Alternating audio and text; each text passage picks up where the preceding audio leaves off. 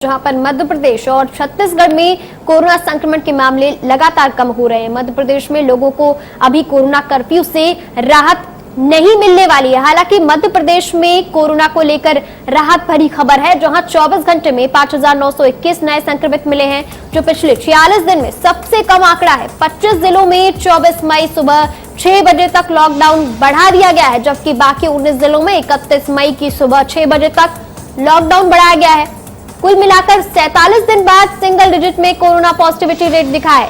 इस तरीके से 9 जिलों में 5% के नीचे संक्रमण दर पाई गई है, जबकि प्रदेश में कोरोना के पॉजिटिविटी रेट 9.5% हो गई है। वहीं छत्तीसगढ़ की अगर बात करें तो कोरोना की रफ्तार कमजोर पड़ती दिखाई दे रही है। छत्तीसगढ़ में बीते 24 घंटों में 6,577 नए मरीज मिले हैं। 24 घंटों में 149 लोगों की मौत हुई है। बिलासपुर जिले में सर्वाधिक 22 लोगों की मौत हुई है। कोरिया जिले में सर्वाधिक 506 नए मरीज मिले हैं, जबकि रायपुर में 318 नए मरीजों की पुष्टि हुई है। इसके साथ ही 24 घंटों में 12,665 लोगों की कोरोना के चलते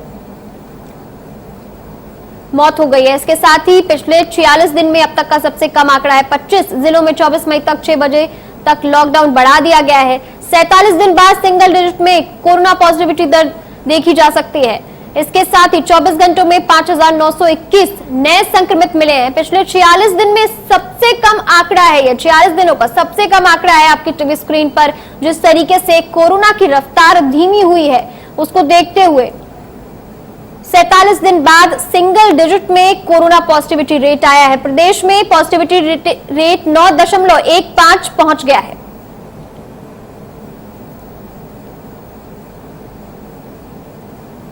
तो वहीं तमाम जानकारी के लिए हमारे साथ हमारे ब्यूरो चीफ कुलभूषण सक्सेना जी जुड़ चुके हैं। कुलभूषण जी, जिस तरीके से कोरोना की रफ्तार धीमी पड़ी है, ऐसे में सरकार जिस तरीके से अपने प्लान्स लेकर आ रही थी, उसको देखते हुए कह सकते हैं कि कहीं ना कहीं कोरोना की चेन तोड़ने में वो प्लान्स कामयाब होते नजर आ रहे हैं। लेकिन अभी क्या कुछ स्थिति बनी हुई है? लॉकडाउन लग गया है।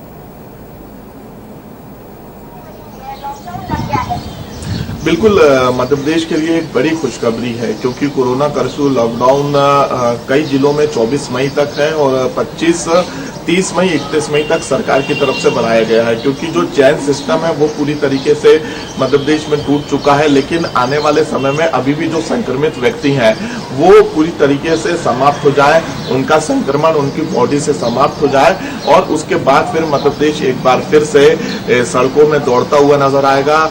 जो मध्य प्रदेश की सड़कें इस समय सुनसान चल रही हैं, वो एक बार फिर से रफ्तार पकड़ेंगी, व्यापार ओपन होगा, ऑफिस दफ्तर ओपन होंगे। तो कह सकते हैं कि यहाँ पे सरकार ने जिस तेजी से काम किया था, मुख्यमंत्री शिवराज सिंह चौहान 24 घंटे इसकी मॉनिटरिंग करते हुए नजर आ रहे थे और प्रतिदिन ये देखा जाता है कि मुख्यमंत्री दिन में 3 बार कोरोना की समीक्षा बैठक करते हैं। विशेषज्ञों से अलग बात करते हैं, डॉक्टर से अलग बात करते हैं, मंत्रियों से डेली रिपोर्ट कोरोना की समीक्षा की वो लेते हुए नजर आ रहे हैं और इसकी भी मॉनिटरिंग कर रहे हैं कि ऑक्सीजन की मध्य प्रदेश में कितनी आवश्यकता है। इसके साथ ही दवाइयों की क्या उपलब्धता है, रेमडेसिविर इंजेक्शन की क्या उपलब्धता है, क्योंकि जब दूसरी लहर में ये देखा जा रहा था कि लगातार संक्रमित मरीजों की मौत होती नजर आ रही थी, उस बीच जो रेमडेसिविर इंजेक्शन है उसकी कालाबाजारी मध्य प्रदेश में जोरों शोरों से चल रही थी। हॉस्पिटल में इंजेक्शन नहीं मिल रहे थे और अधिकांश डॉक्टर मरीजों को रेमडेसिविर इंजेक्शन लिखते हुए नजर आ रहे थे। ऐसी स्थिति में एक मॉनिटरिंग टीम का गठन किया गया था, अधिकारियों की उच्च स्तरीय टीम का गठन किया गया था और वो इसकी पूरी मॉनिटरिंग करती नजर आ रही थी। ऑक्सीजन के लिए अन्य स्टेट से मदद ली जा रही थी, इसलिए मध्य प्रदेश में बहुत जल्दी जो है संक्रमण पर कंट्रोल पाया गया। बॉर्डर पूरी तरीके से सील कर दी गई थी, बस जो है उन बसों का आवागमन पूरी तरीके से बंद कर दिया गया था और मध्य प्रदेश की जनता भी जो है संक्रमण से डरने लगी थी, क्योंकि जो अस्पतालों की तस्वीर सामने निकल के आ रही थी उससे कहीं ना कहीं डर एक मन में मध्य प्रदेश की जनता के बैठ गया था। अब पिछले 24 घंटों की बात करें तो पिछले 24 घंटों में 5 से 6 हजार के बीच जो है संक्रमित मरीज मिले हैं। मौत का जो आंकड़ा है वो भी प्रतिदिन कम होता हुआ नजर आ रहा है। पहले ये आंकड़ा जो है 10 दिन पहले ये आंकड़ा 10,000 के ऊपर था, लेकिन पिछले 11 दिनों की बात की जाए तो 11% से कम जो है संक्रमण दर मध्य प्रदेश की बची है। तो कहीं ना कहीं कह सकते हैं कि अब मध्य प्रदेश में जो कोरोना है वो कंट्रोल होता हुआ नजर आ रहा है।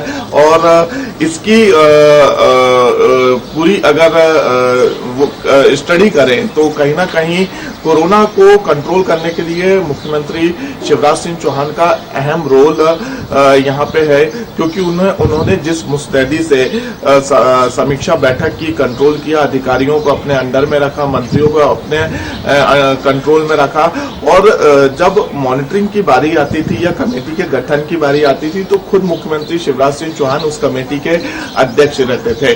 तो कहीं ना कहीं जो अधिकारी अक्सर देखा जाता था कि जमीनी स्तर पे झोल झाल कर रहे हैं या लापरवाही कर रहे हैं, तो ऐसे अधिकारियों पर सख्त कार्रवाई भी सरकार की तरफ से की गई। अब अगर संक्रमण की बात की जाए तो अभी भी कई ऐसे जिले हैं जहां पे संक्रमण की दर काफी है, लेकिन तकरीबन 20 ऐसे जिले हैं जहां पे 5% से कम संक्रमण है। तो वहां पे 24 मई तक कोरोना कर्फ्यू लागू किया गया है और 24 मई के बाद वो जिले ओपन हो जाएंगे। इसके साथ ही 25 मई की बात की जाए तो 6% से अधिक जिलों में संक्रमण है। ऐसे तकरीबन 15 से 16 जिले हैं जहां पे 6% से अधिक संक्रमित जिले हैं, उनको 25 मई के बाद ओपन किया जाएगा। और सबसे अधिक ग्वालियर, जबलपुर, ये वो संभाग हैं, ये वो जिले हैं जहां पे संक्रमण काफी तेजी से फैलता हुआ नजर आ रहा था। इसलिए 31 मई तक यहां पे लॉकडाउन, कोरोना कर्फ्यू लागू किया गया है। 1 जून से मध्य प्रदेश एक बार फिर से पटरी पे दौड़ता हुआ नजर आएगा। लेकिन मुख्यमंत्री ने मध्य प्रदेश की जनता से यही अपील की है कि अभी हमें इस बीमारी से लड़ना है, इसलिए सोशल डिस्टेंसिंग का पालन करना पड़ेगा, मास्क हमें जो है जरूर पहनना पड़ेगा, क्योंकि अभी यह बीमारी समाप्त नहीं हुई है। तीसरी लहर का मध्य प्रदेश की सरकार को डर सता रहा है, इसलिए वैक्सीनेशन पे जोर दिया जा रहा है। मध्य प्रदेश में लगातार जो है वैक्सीन लोग लगवाते हुए नजर आ रहे हैं और व्यापक जो व्यवस्था है सरकार की तरफ से उनको दी जा रही है। लेकिन अब एक सबसे बड़ी बात की जाए तो जो संक्रमण के बाद दूसरी बीमारी आम इंसान को ग्रसित कर रही है, उनके बॉडी में देखी जा रही है, वो है ब्लैक फंगस। अब संक्रमण से तो ठीक हो जा रहे हैं, लेकिन उसके 3 से 4 दिन बाद ब्लैक फंगस जैसी बीमारी आम लोगों के शरीर में उत्पन्न हो रही है, उनकी बॉडी में उत्पन्न हो रही है। मध्य प्रदेश में पिछले दिनों की अगर बात की जाए या 24 घंटों की बात की जाए तो 421 नए ब्लैक फंगस के संक्रमित मरीज मिले। भोपाल में 100 मरीजों का इलाज चल रहा है अलग अलग हॉस्पिटल में। और ब्लैक फंगस एक ऐसी बीमारी है, हालांकि अभी सरकार के जो जनप्रतिनिधि हैं, जो अधिकारी हैं, उन्होंने लंदन के विशेषज्ञ डॉक्टरों से भी वीसी के माध्यम से चर्चा की थी। और अगर ब्लैक फंगस अगर आपकी बॉडी में या शरीर में होता है तो उसे सर्जरी करके उस पार्ट को बाहर निकाला जाता है। फिलहाल में इसको लेकर भी सरकार सतर्क हो चुकी है। 5 ऐसे संभाग है, भोपाल, जबलपुर, ग्वालियर, रीवा, जहां पे विशेष वार्ड बनाया गया है और पोस्ट कोविड सेंटर में कोविड सेंटर को जो है तब्दील किया गया है। इसका इलाज भी सरकार की तरफ से निःशुल्क किया जा रहा है।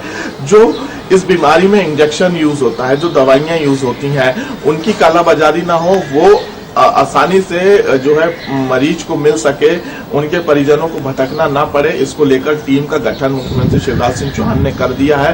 बकायदा मॉनिटरिंग वो खुद करते हुए नजर आ रहे हैं। कल भी उन्होंने विशेषज्ञों से बातचीत की थी, तकरीबन 2 घंटे उनकी ब्लैक फंगस को लेकर जो समीक्षा बैठक थी, उन्होंने विशेषज्ञों से चर्चा की। विशेषज्ञों ने 2 पार्ट में उनको समझाया कि ये कैसे बॉडी में उत्पन्न होता है। सबसे ज्यादा असर ये जो है शुगर के पेशेंटों को होता हुआ नजर आ रहा है। तो कह सकते हैं कि तीसरी लहर और तीसरी लहर के साथ ब्लैक फंगस। अब मध्य प्रदेश में कोरोना संक्रमण तो समाप्त हो रहा है, लेकिन ये 2 बीमारी आम जनता को परेशान कर सकती है। लेकिन इससे निपटने के लिए भी सरकार ने पूरी तैयारी कर रखी है। कुलभूषण जी, जिस तरीके से कोरोना की जो रफ्तार है वो तो धीमी पड़ती दिखाई दे रही है, लेकिन इतने जल्दी लोगों को लॉकडाउन से राहत नहीं मिलने वाली है। तो क्या ऐसा हो सकता है कि लॉकडाउन का जो उसकी अवधि है, जो उसकी समय सीमा है, इस नए लॉकडाउन के जो सामने आया है, इसके बाद बढ़ा दी जाए? जो अभी 24 मई है, 31 मई है, उसके बाद ये और बढ़ा दिया जा सकता है?